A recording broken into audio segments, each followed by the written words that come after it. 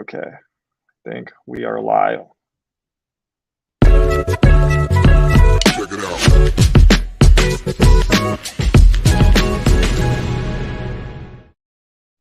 What's going on, everyone? My name is Blankenship with Keller Properties, and today we're going to kind of talk about what's happening in the Chicago suburbs real estate market and pretty much just how to get offers accepted, because I'm seeing a lot of houses get 20 plus offers on them. So it's really, how are you getting that offer accepted without having the stress on what's happening with all this madness going on. And I have a special guest, my preferred lender, a mentor to me, the man, the myth, the legend, Skip Brown.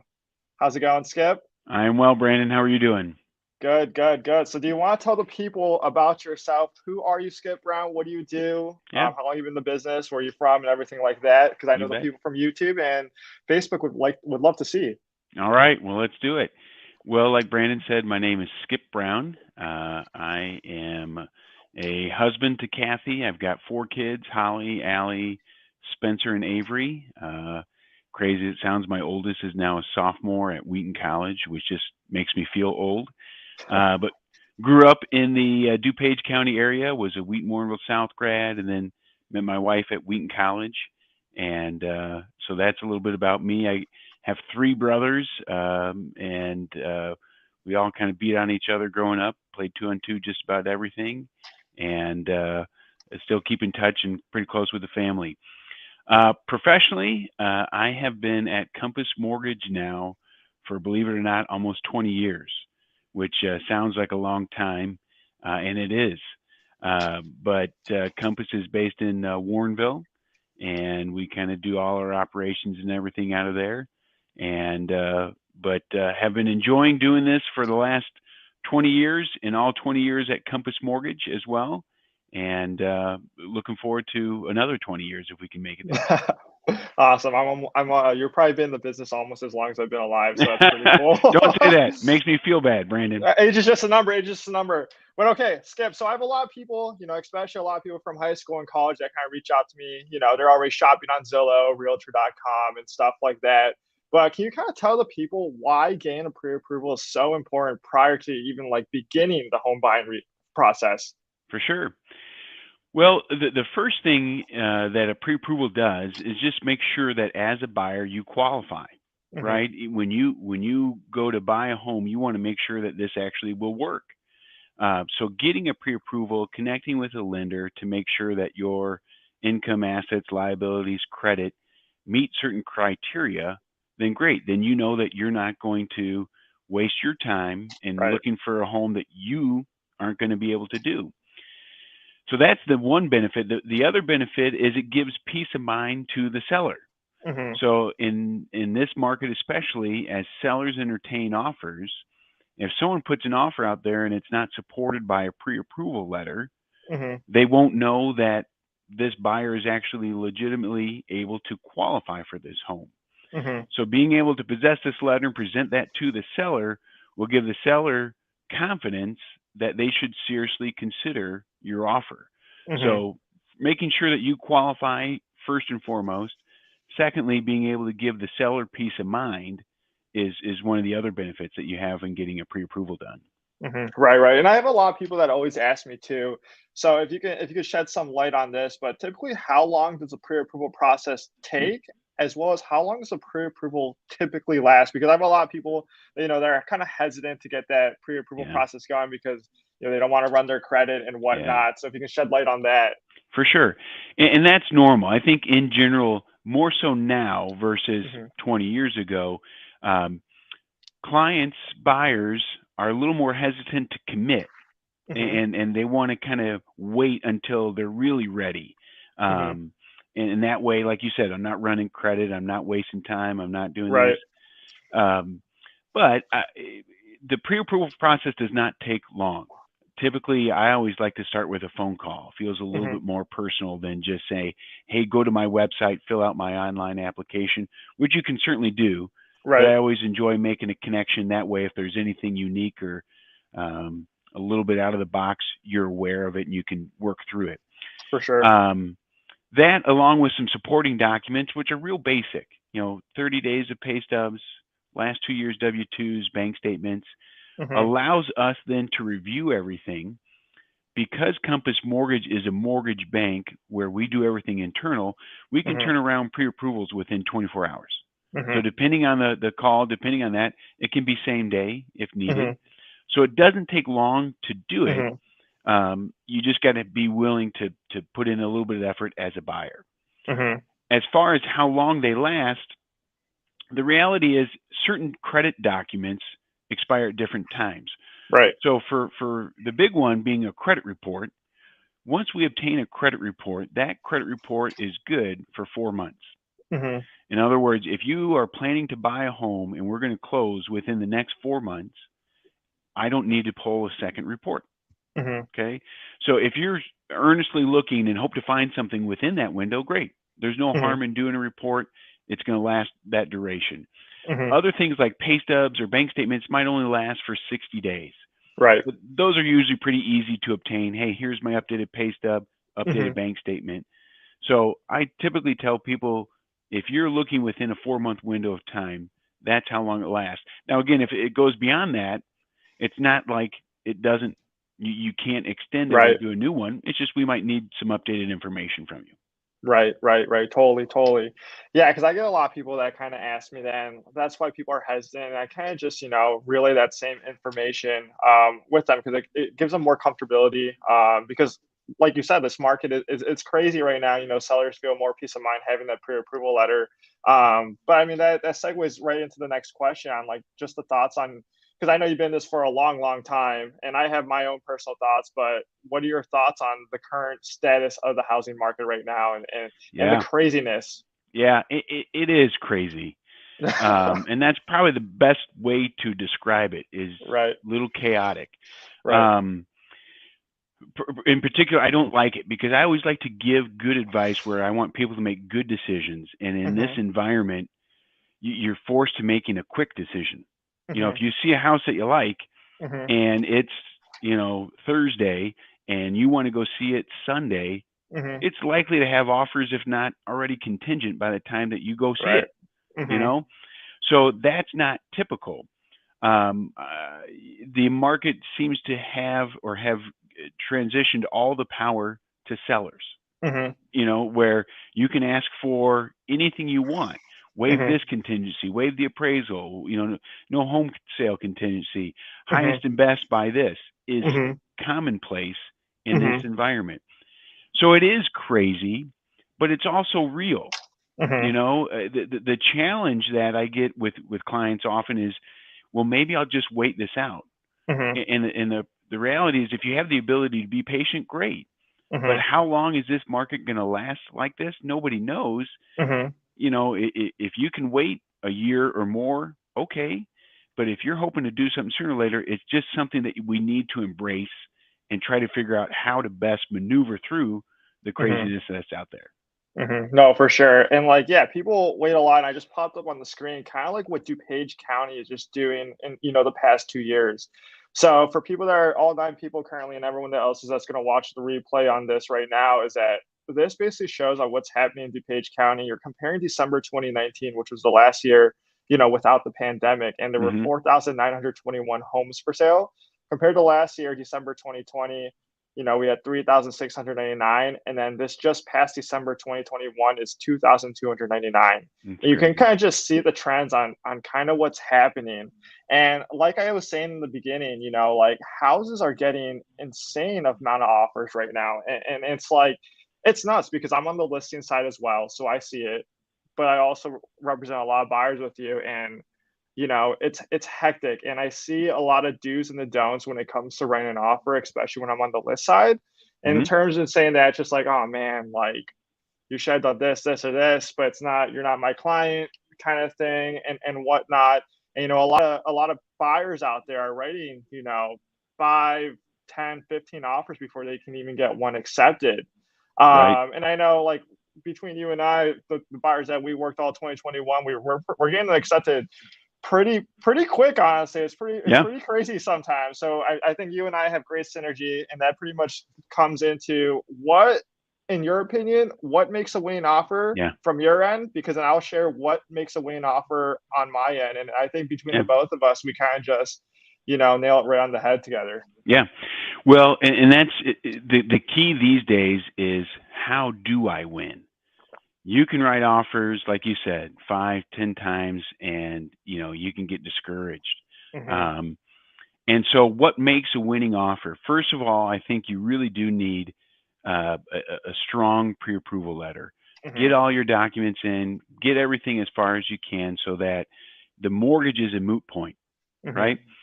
The other key is you really can't have a mortgage contingency, right? Mhm. If you have a home to sell and Mhm. you're requiring that to sell before you're able to buy, Mhm. that's going to go near the bottom of the list. Mhm. The sellers are going to flip through at least a few other offers before they get to that. If Mhm. they choose one before, so I have a lot of conversations on how to do non-contingent offers, Mhm. whether that's you've got enough money for down payment so that you can put something down on the new place before the other one sells and it's Mhm. not contingent, or if you've got family members that can help with a gift to get to Mhm. that. There are a lot of different ways to be able to generate a non-contingent offer, and those are a lot of the conversations I have with buyers. Mhm. Is, hey, how do I get this to that point? But what makes a winning offer is you got to be non-contingent. Mhm. You got to be flexible on your close date. Mhm. Because we underwrite and do everything internal and oftentimes up front, it Mhm. allows us to close quickly.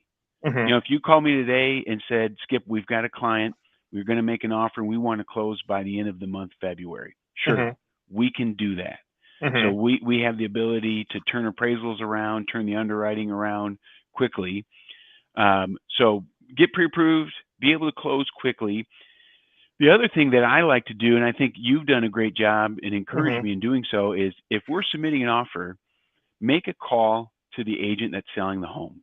Mhm. And I think what that does is it puts a voice to a piece of paper, Mhm. letting them know that the lender is real, letting them know Mhm. that the lender is familiar with the borrower and familiar with the listing, Mhm. and it gives them comfort. Mhm. Okay, I think some of the deals that we've won haven't been the Mhm. highest offer, Mhm. Right. but they've given the seller the most confidence that, Mhm. hey, these guys know what they're doing, Mhm. and we're going to get to the finish line without any trouble.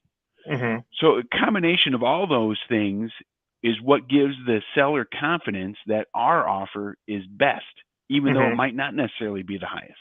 Mhm. Right, and I totally agree with that. I think, when buyer agents are writing offers on my listings, sometimes I just see offers come into my mailbox, and I've never had a conversation at all. I don't even know if they showed the property.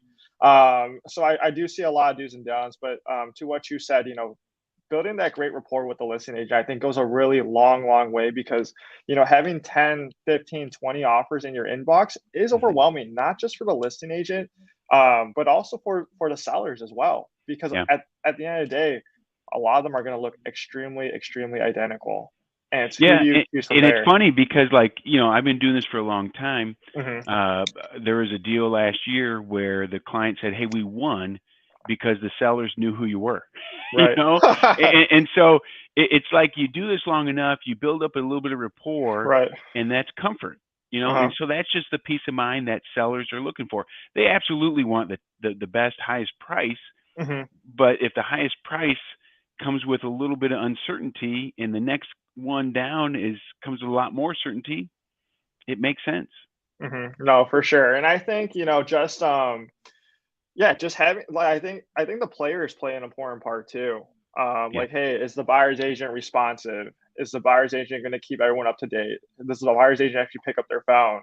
Oh, does the loan officer pick up their phone? Oh, is the loan officer update? I think just tying that all together are just pieces of the puzzle that can kind of make that picture. And I think that's why we found so much success last year, and we're already continuing that in 2022.